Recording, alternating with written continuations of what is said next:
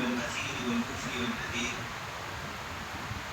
أشهد أن لا إله إلا الله وحده لا شريك له وأشهد أن محمدا عبده ورسوله وصفيه وخليله وسيرته وعبد خلقه وأمينه على وحيه أرسله ربه رحمة للعالمين وحجة على العباد أجمعين فهدى الله به من الضلالة وبصر به من الجهالة وكثر به بعد القلة وأغنى به بعد العيلة فصلوات الله وسلامه عليه وعلى آله وصحابه أجمعين ومن تبعهم بإحسان إلى يوم الدين أما بعد.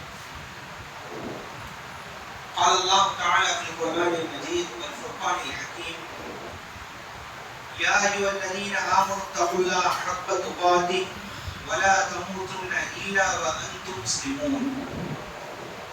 وقال نبينا صلى الله عليه وسلم: فإن أصدق الحديث كتاب الله وأحسن الهدي هدي محمد صلى الله عليه وسلم وشر الأمور محدثاتها كل محدثة بدعة وكل بدعة ضلالة وكل ضلالة في النار.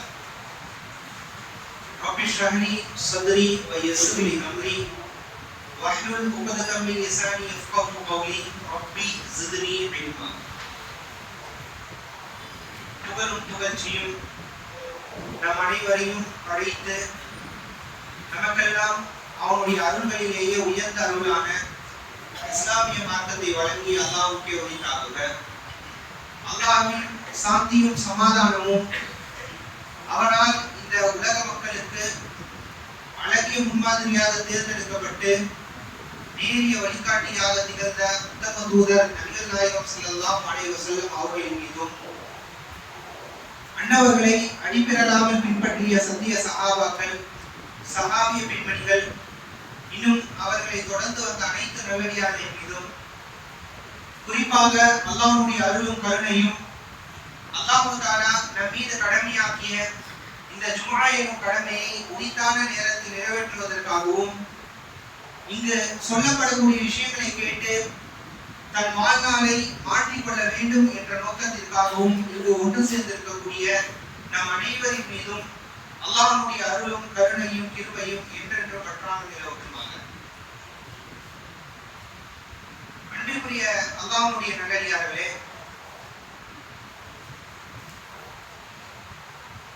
நம்மை பொறுத்தவரை இந்த உலகத்திலே நல்ல ஒரு மூமினாக நாம் வாழ வேண்டும். அதே போன்று நம்மை சுற்றி இருக்கக்கூடிய மக்களையும் சிறந்த மூமின்களாக வாழ்வதற்காகவும் அவர்களை மாற்றுவதற்காகவும் உழைக்க வேண்டும். அல்லாஹ் தஆலா நமக்கு தந்த இந்த இஸ்லாமிய மார்க்கத்தை உலகம் முழுவதும் கொண்டு போய் சேர்ப்பது என்பது நம் அனைவரின் மீது இருக்கக்கூடிய கடமை.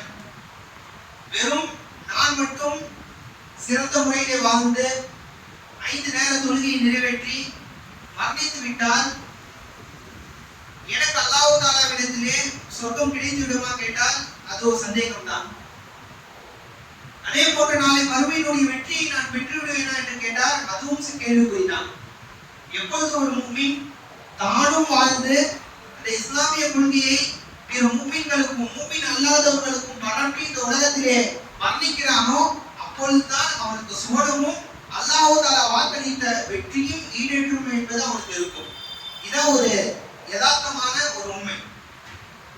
ஆனால் இன்று நாம் பார்த்தோம் என்று சொன்னால் இந்த லட்சியத்தை தனதாக்கி இந்த உலகத்திலே வாழக்கூடிய சமயத்திலே அவ்வாறு வாழக்கூடிய முஸ்லிம்கள் என்பது மிக மிக குறைவானவர்களாக அரிதானவர்களாக அவர்கள் மாறிவிட்டார்கள். 1000ல் ஒரு நபர் அவ்வாறு இருந்தால் ரொம்ப அரிது. ஆனால் அன்பிற்குரிய அல்லாஹ்வுடைய நல்லடியார்களே, இந்த லட்சியத்தை உலகத்திலே இருக்கக்கூடிய நாம் அடைய வேண்டும். குறிப்பாக பிற மக்களுக்கு நாம் இஸ்லாமிய மார்க்கத்தை கொண்டு போய் சேர்க்க வேண்டும். அல்லாஹ் யார், அல்லாஹ்வுடைய தூதர் யார் என்பதை நாம் அவர்களிடத்திலே பறைசாற்ற வேண்டும் என்று சொன்னால் அதற்கு ரொம்ப ரொம்ப நமக்கு அவசியம் என்ன? மத்தியிலே ஒற்றுமை இல்லை என்றால், நாம் பிளவுகளாக இருக்கிறோம் என்று சொன்னால், கூறு கூறாக தனித்தனியாக நாம் பிரிந்து நிற்கிறோம் என்று சொன்னால், இந்த லட்சியத்தை நம்மால் செவ்வன நிறைவேற்றவே முடியாது. இதிலே தோற்றவர்களாக தான் நாம் வர்ணிக்க வேண்டியது என்பது கண்டிப்பாக நேரிடும். இன்னைக்கு நம்ம பார்க்கலாம், இதற்கு மட்டும் ஒற்றுமை தேவையில்லை. இது இலக்கு, லட்சியம். இந்த இஸ்லாமிய மார்க்கத்தை நாமும் பின்பற்றுவது, பிறருக்கு வெற்றி வைப்பது என்பது ஒவ்வொருவரின் மீதும் இருக்கக்கூடிய ஒரு கடமை. அதல்லாம நாம் நம்முடைய சமுதாயம் என்பது வளர்ச்சி அடைய வேண்டும். நம்முடைய தேக்க நிலையிலிருந்து நாம் மீண்டு எழுச்சி பெற வேண்டும். நமக்கு என்ற அதிகாரங்களும் நமக்கு என்ற வாய்ப்புகளும் ஏற்பட வேண்டும் என்று சொன்னால், இந்த உலகத்திலே நாம் ஒற்றுமையாக இருந்தால் மட்டும்தான் சாதிக்க முடியும். ஒற்றுமை என்பது நம்ம கிட்ட இல்லைன்னு சொன்னா, நாம் பிளவுபட்டு தனித்தனியாக மாற்றப்பட்டு நம்முடைய எதிரிகளால் நாமும் சூறையாடப்படுவோம். நம்முடைய வழிபாட்டு தலங்களும் சூறையாடப்படும். நம்முடைய எதிர்கால தலைமுறைகளையும் அவர்களுக்கு நாம் கொடுக்க வேண்டிய ஒரு சூழ்நிலை தான் இந்த உலகத்தில் ஏற்படும். ஆக எல்லாத்துக்கும் நம்முடைய லட்சியமான இஸ்லாமிய மார்க்கத்தை பரப்புவதற்கும், நாம் இந்த உலகத்திலே சீரிய முறையிலே செழிப்பான நிலையிலே அதிகாரத்துடன் வாழ்வதற்கும் அனைத்திற்கும் ரொம்ப ரொம்ப கடமையானது, ரொம்ப ரொம்ப முக்கியமானது என்னவென்று சொன்னால் அது ஒற்றுமை தான். அதனால்தான் அல்லாஹ் தஆலா குர்ஆனிலே கூறும்போது மிக தெளிவாக மூமின்களை பார்த்து ஒரு கட்டளை இருக்கிறான். வஅ்தஸிமு பிஹப்லில்லாஹி ஜமீஆ. அல்லாஹ்வுடைய கயிற்றை பற்றி பிடித்து நீங்கள் ஒற்றுமையாக இருங்கள். வலா தஃபர்ரகு. உங்களுக்கு மத்தியிலே நீங்கள் என்ன பண்ணாதீங்க, பிரிந்து விடாதீர்கள் என்பதாக அல்லாஹ் தஆலா கட்டளையாக நமக்கு பிறப்பித்திருக்கிறார். ஆனா இன்னைக்கு பாருங்க, முஸ்லிம்களுக்கு மத்தியிலே ஒற்றுமை என்பது இல்லவே இல்லை. இதை குறித்து ஒரு அறிஞர் சொல்லும்போது அழகாக கூறி காட்டினார். முஸ்லிம்கள் எல்லாமே ஒற்றுமையா தான் இருக்கிறாங்க. எதுல திரும்ப ஒற்றுமையா இருக்கிறாங்க? இத்தஃபகு அலா அல்லா யத்தஃபிகு. அவர்கள் அனைவருமே ஒன்றுபட்டு விட்டார்கள். எதன் மீது ஒன்றுபட்டு விட்டார்கள் என்று சொன்னால், இதற்கு மேலே நாம் ஒன்று சேரவே கூடாது என்பதன் மீது ஒன்றுபட்டு விட்டார்கள். அதான் நிலைமை. ஒற்றுமையா இருக்கும். எதுல ஒற்றுமையா இருக்கிறோம் சொன்னா, இன்னைக்கு நம்ம இதுக்கு மேல நம்ம ஒன்றாயிடக் கூடாது என்பதன் மீது நாம் ஒற்றுமையாக இருக்கிறோம். அதை நோக்கிதான் இன்றைய காலம் என்பது சென்று கொண்டிருக்கிறது. ஆனால் ஆங்காங்கே எல்லாருமே யோசிப்பது, சிந்திப்பது, பேசுவது என்பது ஒற்றுமை குறித்து இருக்கிறது. ஒற்றுமை மலர வேண்டும், ஒற்றுமையாக இருக்க வேண்டும், ஒற்றுமையாக இருந்தால் மட்டும்தான் நம்மால் சாதிக்க முடியும் என்பதை குறித்தெல்லாம் பேசுகிறோம். ஆனால் எது இருந்தால் ஒற்றுமை இருக்கும், எந்த தன்மைகள் நம்மிடத்திலே இருந்தால் நமக்கு மத்தியிலே ஒற்றுமை என்பது ஏற்படும் என்பதை குறித்து யாருமே பேசுறது. அதை குறித்து அவர்கள் சிந்திப்பதே இல்லை. நபிகள் நாயகம் ஸல்லல்லாஹு அலைஹி வஸல்லம் அவர்கள் எப்படிப்பட்ட ஒரு சமுதாயத்துக்கு மத்தியிலே அனுப்பப்பட்டார்கள்? சிலை வணக்கம் மட்டும் அவர்களிடத்திலே இருக்கவில்லை. ஒற்றுமை என்பது இல்லாமல் இருந்த ஒரு சமுதாயம். தங்களுக்கு மத்தியிலே உயர்ந்தவர்கள், தாழ்ந்தவர்கள், வெள்ளையர்கள், கருப்பர்கள், அடிமைகள், எஜமானர்கள் என்று சொல்லப்படக்கூடிய பாகுபாடை காட்டக்கூடிய ஒரு சமுதாயத்திற்கு தான் நபிகள் நாயகம் ஸல்லல்லாஹு அலைஹி வஸல்லம் அவர்கள் அனுப்பப்பட்டார்கள். ஆனால் நபிகள் நாயகம் ஸல்லல்லாஹு அலைஹி வஸல்லம் அவர்கள் வெறும் 23 ஆண்டுகளில் எப்படிப்பட்ட ஒரு விஷயத்தை உருவாக்கி காட்டினார்கள்? கருப்பு இனத்தை சார்ந்த பிலால் ரலியல்லாஹு தஆலா அவர்கள் முஸ்லிம்களுடைய புனித தலமான கஅபாவின் மீது ஏறி வாங்க சொல்றாங்க. கீழே இருக்கக்கூடிய எந்த சஹாபாக்களுடைய உள்ளத்திலும் ஒரு சந்தேகம் கூட இல்லை. ஒரு கருப்பு இனத்தை சார்ந்தவர், ஒரு அடிமையாக இருந்தவன், அவன் வாங்க சொல்றானே கஅபாவின் மீது, இது என்ன என்று ஒரு சஹாபி கூட அதை விமர்சிக்கவே இல்லை. எல்லாருமே வியந்து பார்த்தார்கள். எல்லாருமே அவருக்கு பாராட்டு தெரிவித்தார்கள். எப்படி இந்த பொறாமை இல்லாத ஒரு உள்ளத்தை கொண்டு வந்தார்? இன்னைக்கு நம்மள யாராவது ஒரு நபர் நல்லா இருக்கிறவரு, ஒரு அடித்தளத்துல இருக்கிறவரு, ஏழையா இருக்கிறவரு ஒரு வளர்ச்சிக்கு வந்துட்டாருன்னு சொன்னா ஒத்துக்க முடியல. இவன் எப்படி வந்திருப்பான், இவன் எப்படி முன்னேறி இருப்பான், அவரை குறித்து பேசுவதற்கு 4 பேர் இருக்கிறோம், அவரை விமர்சிப்பதற்கு 4 பேர் இருக்கிறோம். ஆனால் யோசித்து பாருங்கள், அடிமையாக இருந்தவர், கண்ணுக்கு முன்னால கருப்பினம் என்று தாழ்த்தப்பட்ட ஒரு நிலையில அந்த பிலால் ரலியல்லாஹு தஆலா அவர்கள் முஸ்லிம்களுடைய புனித தலமான கஅபாவின் மீது ஏறி பாங்கோசை கொடுக்கிறார். எந்த ஒரு முஸ்லிம்களுடைய உள்ளத்திலும் ஒரு சந்தேகம் கூட இல்லைன்னு சொன்னா, நபிகள் நாயகம் ஸல்லல்லாஹு அலைஹி வஸல்லம் அவர்கள் எப்படிப்பட்ட ஒரு ஒற்றுமையான ஒரு சமுதாயத்தை உருவாக்கி காட்டினார்கள்? எதை வைத்து உருவாக்கினார்கள்? அதுதான் இந்த சிந்திக்க வேண்டிய விஷயம். நபிகள் நாயகம் ஸல்லல்லாஹு அலைஹி வஸல்லம் அவர்கள் அந்த சமுதாயத்தை உருவாக்கினார்கள் என்று சொன்னால், சகோதரத்துவத்தினுடைய சில அடிப்படைகள் இருக்கிறது. அல்லாஹ் தஆலா குர்ஆனிலே அதை குறித்து ஆங்காங்கே பேசுகிறான். இன்னமல் முஃமினூன இஹ்வா, நிச்சயமாக முஃமின்கள் எல்லாருமே மார்க்க ரீதியாக சகோதரர்கள். அஸ்லிஹு பைன அஹ்வைக்கும், உங்களுடைய சகோதரத்துவத்தை நீங்க சீர்படுத்திக் கொள்ளுங்கள் என்பதாக அல்லாஹ் தஆலா கூறியிருக்கிறார். அதே மாதிரி மற்றொரு இடத்திலே அல்லாஹ் தஆலா சொல்லும்போது அல் முஃமினூன வல் முஃமினாத்து அவுலியாஉ பஅதுகும் மின் பஅத், முஃமின்கள் எல்லாரும் சாதாரண ஆள் அல்ல, நீங்கள் உங்களுக்கு மத்தியிலே நேசர்கள். அது முஃமினான ஆண்களாக இருக்கட்டும், முஃமினான பெண்களாக இருக்கட்டும், நீங்கள் ஒருவருக்கு மத்தியிலே நேசர்களாக இருக்கிறீர்கள் என்பதாக அல்லாஹ் தஆலா குர்ஆனிலே மிக தெளிவாக சகோதரத்துவத்தை போதிக்கிறார். சகோதரத்துவத்தினுடைய மாண்பை போதிக்கிறார். நபிகள் நாயகம் ஸல்லல்லாஹு அலைஹி வஸல்லம் அவர்கள் பல இடங்களிலே ஒரு முஸ்லிம் பிற முஸ்லிமுக்கு செய்ய வேண்டிய கடமைகள் என்ன என்பதை குறித்து நபி அவர்கள் பேசியிருக்கிறார்கள். வெறும் நம்முடைய கடமை என்பது என் குடும்பத்துக்கு நான் நல்லா இருந்துட்டேன், என் தாய் கிட்ட நான் நல்லா இருந்துட்டேன், என்னுடைய தந்தையிடம் நான் நல்லா இருந்துட்டேன், என் மகனுக்கு நான் சிறந்த தந்தையாக விளங்கி விட்டேன் என்று கூறிவிட்டால் மட்டும் நம்முடைய கடமை என்பது சென்று விடாது. நீ சமுதாயத்தில் எவ்வாறு நடந்தாய், பிற முஸ்லிம் கிட்ட நீ எவ்வாறு நடந்த, பிற முஸ்லிமுக்கு செய்ய வேண்டிய கடமைகளை எல்லாம் நீ செய்தாயா, இதை கவனித்தால் மட்டும்தான் நான் உண்மையான ஒரு முஸ்லிம் ஆகும். நபிகள் நாயகம் ஸல்லல்லாஹு அலைஹி வஸல்லம் அவர்கள் மிக தெளிவாக குறிப்பிட்டார்கள். அல் முஸ்லிம், முஸ்லிம்னா யார் தெரியுமா? உண்மையான முஸ்லிம்னா யார் தெரியுமா? மன் சலிமல் முஸ்லிமூன மின் லிசானிஹி வ யதிஹி, எவருடைய கரத்தாலும் நாவாலும் பிற முஸ்லிம்கள் பாதுகாக்கப்பட்டார்களோ அவர்கள் தான் உண்மையான முஸ்லிம்கள். என் நாவு வேற ஒரு சகோதரனை குறித்து புறம் பேசவில்லை, அவனின் மீது அவதூறு கூறவில்லை, அவனுடைய மானத்திற்கு இழுக்காகவில்லை, அவனுடைய உடைமையை குறித்து தவறாக கூறவில்லை என்று சொன்னார். என்னுடைய கரமானது பிற சகோதரனை அடிக்கவில்லை, அவனின் மீது அநியாயம் செய்யவில்லை, அவனுடைய பொருளை திருடவில்லை, அவனுக்கு எதிராக எந்த ஒரு கோஷத்தை எழுப்பவில்லை என்று சொன்னார். அப்பதான் நான் உண்மையான முஸ்லிம். இந்த அடிப்படையில எல்லாமே சிந்திச்சு பாருங்க. நான் உண்மையான முஸ்லிமா இருக்கிறேன்னா என்னால் ஒரு நாள்ல எத்தனை பேர் முஸ்லிம்கள் பாதிக்கப்படுகிறார்கள், எத்தனை பேரை குறித்து 4 பேர் சேர்ந்தாலே அங்க என்னதான் பண்றோம்? வெறும் புறம் மட்டும் தான் பேசுறோம், வெறும் அவதூறு மட்டும் தான் பேசுகிறோம். அவ்வாறுதான் நம்முடைய நிலைமை இருக்கிறது. ஆனால் நபிகள் நாயகம் ஸல்லல்லாஹு அலைஹி வஸல்லம் அவர்கள் உருவாக்கிய அந்த இஸ்லாமிய சகோதரத்துவத்தினுடைய கட்டமைப்பு எப்படி இருந்துச்சு தெரியுமா? போர் களத்திலும் கூட முஸ்லிம்கள் என்ன பண்ணாங்கன்னு சொன்னா சகோதரத்துவத்தை பேணி பாதுகாத்தாங்க. உயிர் போகக்கூடிய அந்த தருவாயிலும் கூட தன்னுடைய சகோதரனை தான் எல்லா விஷயத்தையும் முற்படுத்தினார்கள். மிக சிறந்த உதாரணம் என்பது இஸ்லாமிய வரலாற்றிலே மறக்க முடியாத ஒரு போர்க்களம் என்றால் அது எர்முக் போர்க்களம் தான். வெளிநாட்டிலே இருக்கக்கூடிய பாரசீகர்களை முஸ்லிம்கள் வென்று அன்றைய நாளிலே இருந்த ஒரே ஒரு எதிரி ரோமர்கள். இருக்கல் மன்னன் அங்கு ஆட்சியாளராக இருந்தார். அவரை எதிர்த்து ஒரு படையை அபூபக்கர் சித்திக் ரலியல்லாஹு தஆலா அவர்கள் தன்னுடைய இறுதி காலகட்டத்தில் அனுப்பி வைக்கிறார்கள். காலித் பின் வலீத் ரலியல்லாஹு தஆலா அவர்கள் அந்த படைக்கு தலைமை தாங்குகிறார்கள். அந்த ஒரு போர்க்களம் முஸ்லிம்கள் வென்றார்கள். வரலாற்றிலே இன்று வரை ரோமர்களால் அதை மறக்க முடியாது. அதுதான் முஸ்லிம்களுடைய தனி அத்தியாயம். புதிய அத்தியாயத்தை முஸ்லிம்கள் துவங்கினார்கள். உலகத்திற்கு தான் யார் என்பதை நிரூபித்த ஒரு போர்க்களம் என்றால் அது எர்முக் போர்க்களம் தான். வெறும் 47,000 முஸ்லிம்கள் 2 லட்சம் ரோமர்களை தோற்கடித்தார்கள்.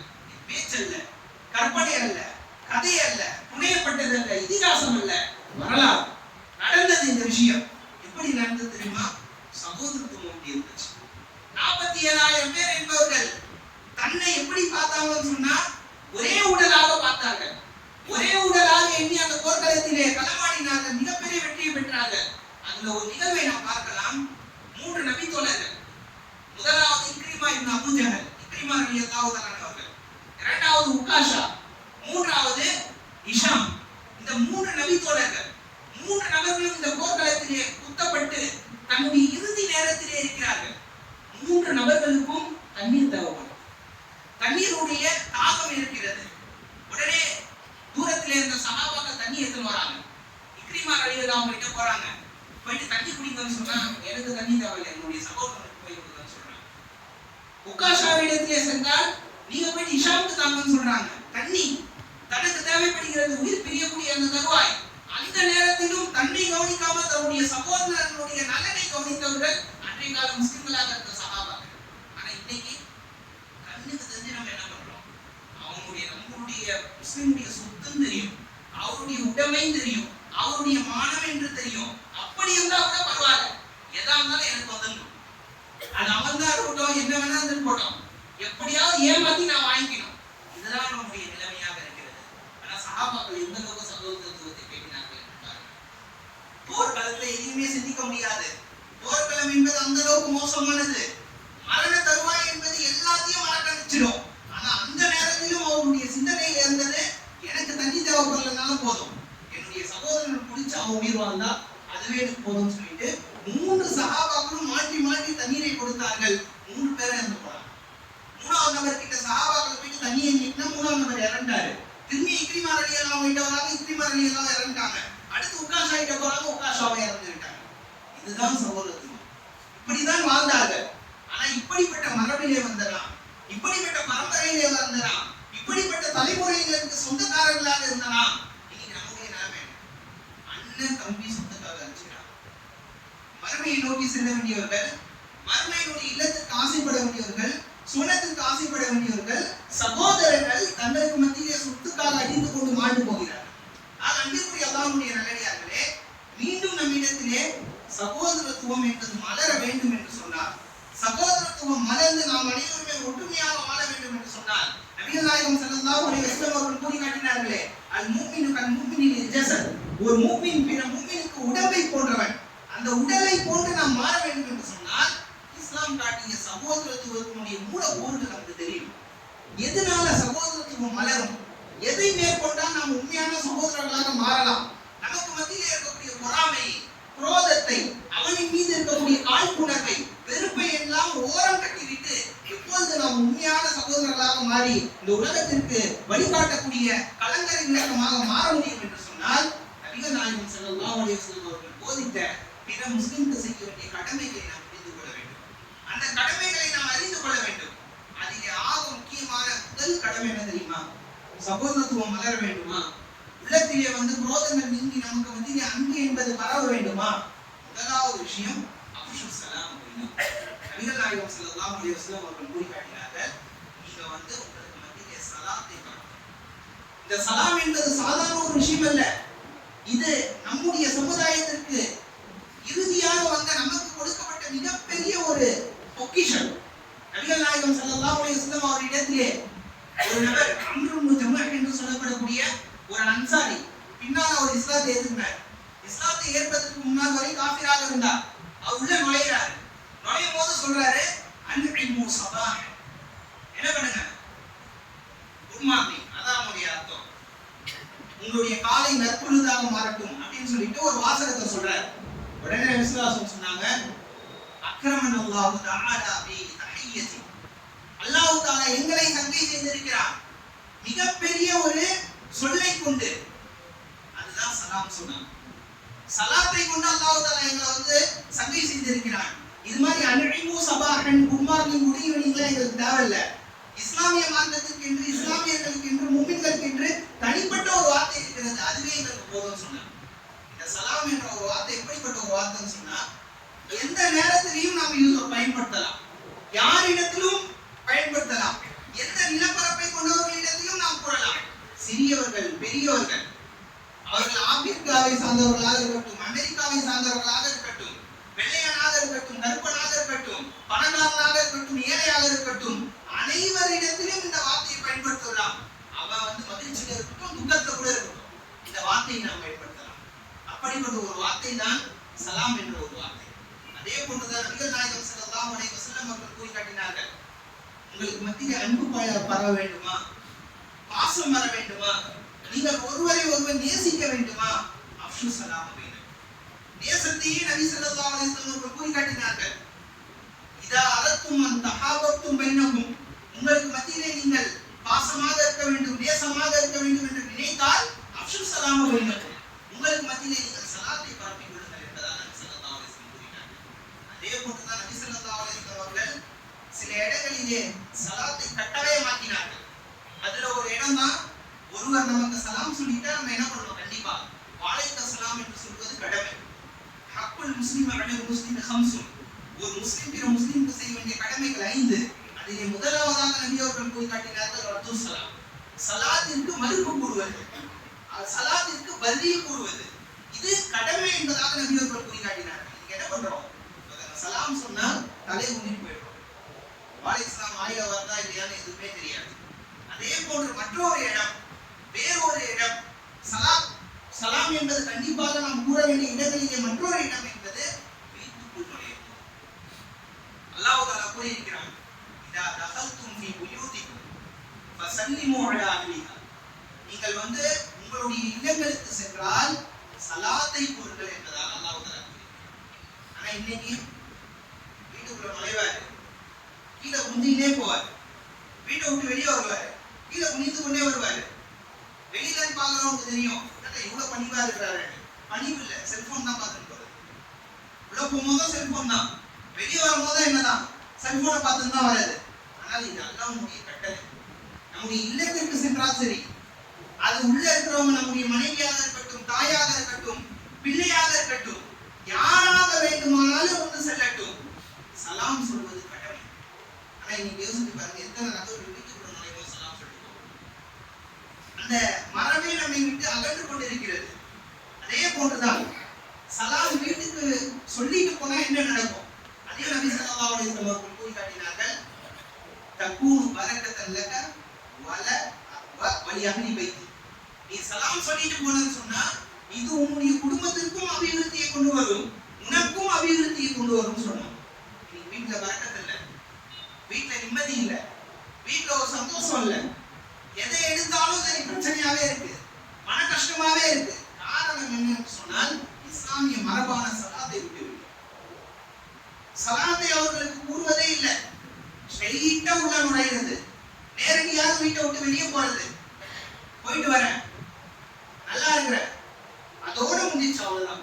குழந்தைக்கு இதெல்லாம் கத்து தரதே. வீட்டுக்குள்ள வந்தா என்ன பண்ணணும்? சலாம் சொல்லிட்டு உள்ள வரணும்னு இல்லை.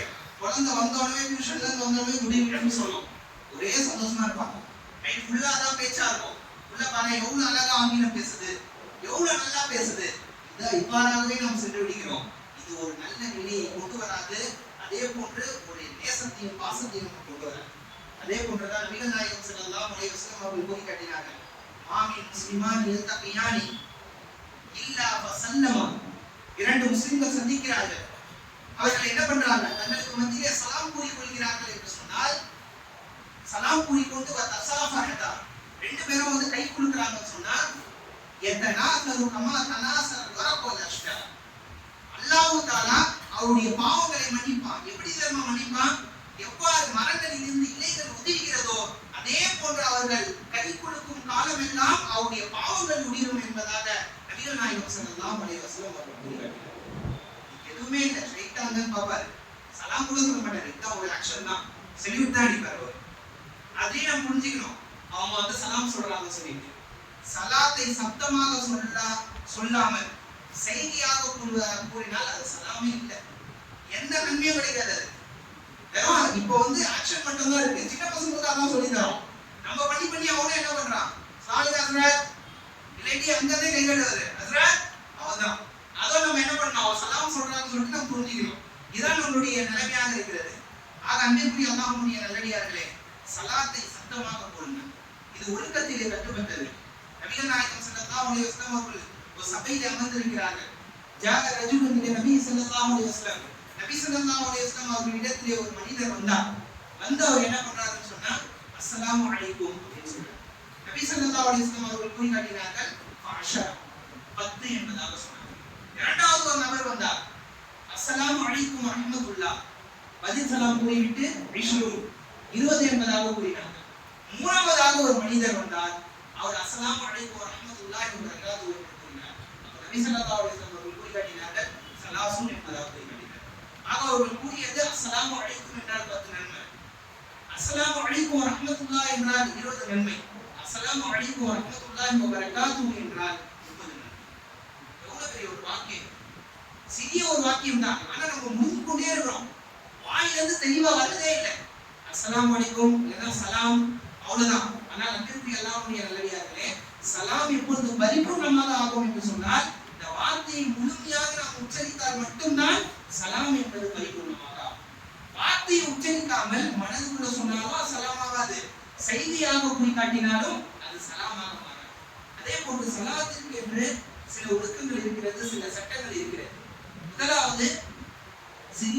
பெரியவருக்கு சலாம் சொல்லணும். சிறியவர் என்ன பண்ணணும்? பெரியவருக்கு சலாம் சொல்லணும். இதான் ஒழுங்குமுறை. ஆனா அதனால அவன் தானே சலாம் சொல்லணும், நான் என்ன சலாம் சொல்லாம போறது அப்படின்னு நினைக்கிறது இல்லை. ஆனா நபி ஸல்லல்லாஹு அலைஹி வஸல்லம் அவருடைய வழிமுறை என்னன்னா, அனஸ் ரலியல்லாஹு தஆலா அவர்கள் எழுதுகிறார்கள், நபி ஸல்லல்லாஹு அலைஹி வஸல்லம் அவர்கள் யாரை பார்த்தாலும் சலாம் சொல்லுவாங்க, எங்க பார்த்தாலும் சலாம் சொல்லுவாங்க. முதல்ல நபி அவர்கள் என்ன பண்ணுவாங்கன்னு சொன்னா, சிறியவர்களாக இருந்தா தானே சலாம் சொல்லுவாங்க. இதான் நபி ஸல்லல்லாஹு அலைஹி வஸல்லம் அவருடைய வழிமுறையாக இருந்தது. அனஸ் ரலியல்லாஹு தஆலா அவர்கள் அதை குறித்து போய் சொல்லுவாங்க, நான் சின்ன பையன் 10 ஆண்டுகள் அவங்க கிட்ட என்ன பண்ணேன், பணிவிடை செஞ்சேன். எப்பவுமே நபி ஸல்லல்லாஹு அலைஹி வஸல்லம் தான் சலாம் கூறக்கூடியவர்களாக இருந்தாங்க. நம்மளும் பெரியவர்களோ சிறியவர்களோ முதல்ல கண்ட உடனே சலாம் சொல்ல வேண்டும். அதே போன்று ஒரு கூட்டம் இருக்கு, ஒரு கூட்டம் அமர்ந்து கொண்டிருக்கிறார்கள் என்று சொன்னால் தனிநபர் தான் சலாம் சொல்லணும். அந்த கூட்டம் முழுமையாக சலாம் சொல்றது அது சட்டம் அல்ல. தனிநபர் முதலாவதாக சலாம் சொல்லணும். அந்த கூட்டத்தில் இருக்கிறவங்க எல்லாருமே பதில் சொன்னா அல்ஹம்துலில்லாஹ், ஒரே நபர் பதில் சொன்னாலும் அல்ஹம்துலில்லாஹ், இதான் ஒழுங்கு. அதே போன்று வாகனத்திலே செல்லக்கூடிய நபர் போறாங்க, நடந்து ஒருவர் செல்கிறார். வாகனத்திலே செல்லக்கூடியவர் தான் நடப்பவருக்கு சலாம் சொல்ல வேண்டும். நடப்பவர் வாகனத்திலே செல்லக்கூடியவர்களுக்கு சலாம் சொல்ல வேண்டும் என்பது அவசியம் இல்லை. காரணம் என்னன்னா, இவர் சலாம் சொல்லி அவர் வாலைஸ்லாமுக்கு திரும்பி பார்த்து ஏதாவது விபத்து எதுவும் ஏற்பட்டால் எதுவுமே பண்ண முடியாது. அதை அனைத்தையும் யோசித்து தான் நபி அவர்கள் கற்று தந்திருக்கிறார்கள். ஆனா இன்னைக்கு அப்படியே மாற்றமா நடக்குது. நடந்து நம்ம ஓரமா போயிட்டு இருப்போம்.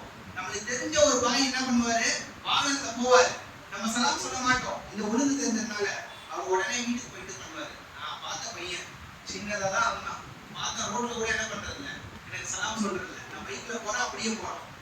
அவ்வாறு அன்புடைய அல்லாஹ்வுடைய நல்லடியார்களே, நாம் வாகனத்திலே பயணித்தால் நாம் தான் நடந்து செல்லக்கூடியவர்களுக்கு சலாம் கூறக்கூடியவர்களாக இருக்க வேண்டும். அதே போன்று நபிகள் நாயகம் ஸல்லல்லாஹு அலைஹி வஸல்லம் அவர்கள் கூறி காட்டினார்கள், 2 நபர்களுக்கு மத்தியில பிரச்சனையா, முதல்ல சலாத்தை கூறி அந்த பிரச்சனையை முடிவு கொள்வாங்க. யார் முதலாவதாக சலாத்தை கூறுகிறாரோ அவன் தான் பெருமையிலிருந்து அப்பாற்பட்டவர் என்பதாக நபி அவர்கள் கூறி காட்டினார். ஆனா இன்னைக்கு அந்த எண்ணமே இல்லை. 3 நாளுக்கு மேல சண்டைனாலும் அதெல்லாம் நம்ம பார்க்கவே மாட்டோம். சலாம்லாம் எதுவுமே இல்லை. பசங்க நடக்கலனாலும் பரவாயில்ல, நம்முடைய நிலைமை என்பது தொடர்ந்து கொண்டே இருக்கிறது.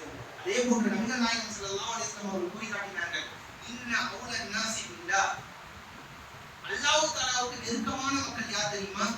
மன் பதக ஸலாம் அஃலன், யார் முதலாவதாக சலாம் சொல்றாரோ அவர் அல்லாஹ்வுக்கு நெருக்கமானவர் என்பதாக நபி அவர்கள் கூறி காட்டினார்.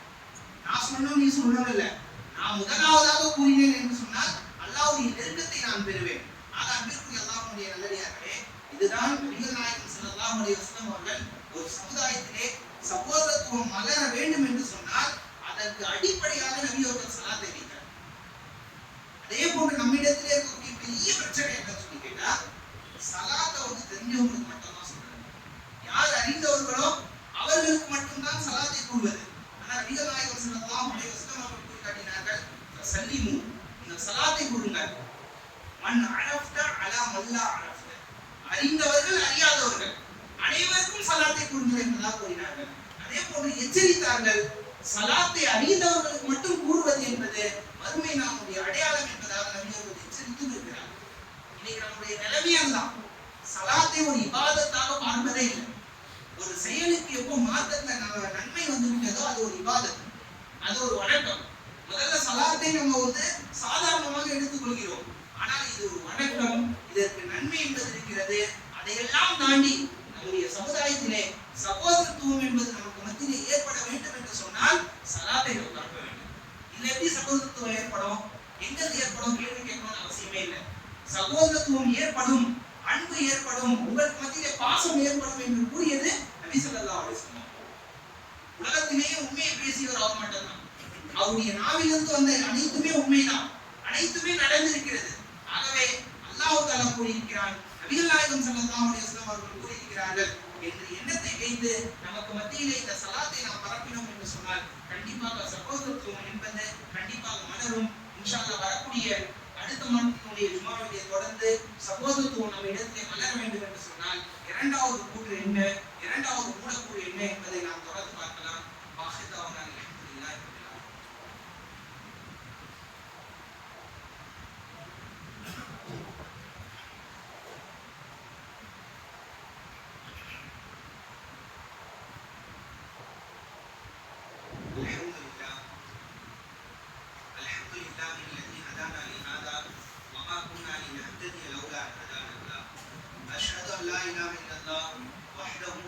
شريك له وأشهد أن محمدا عبده ورسوله. قال الله تعالى في القرآن المجيد والفرقان الحكيم: إن الله وملائكته يصلون على النبي يا أيها الذين آمنوا صلوا عليه وسلموا تسليما. اللهم صل على محمد وعلى آل محمد كما صليت على إبراهيم وعلى آل إبراهيم إنك حميد مجيد. اللهم بارك على محمد وعلى آل محمد كما باركت على إبراهيم وعلى آل إبراهيم إنك حميد مجيد. ربنا آتنا في الدنيا حسنة وفي الآخرة حسنة وقنا عذاب النار. قال الله تعالى: إن الله يأمر بالعدل والإحسان وإيتاء ذي القربى وينهى عن الفحشاء والمنكر والبغي يعظكم لعلكم تذكرون. اذكروا الله يذكركم وادعوه يستجب لكم ولذكر الله أعلى وجل وأتم وأكبر وأقيموا الصلاة.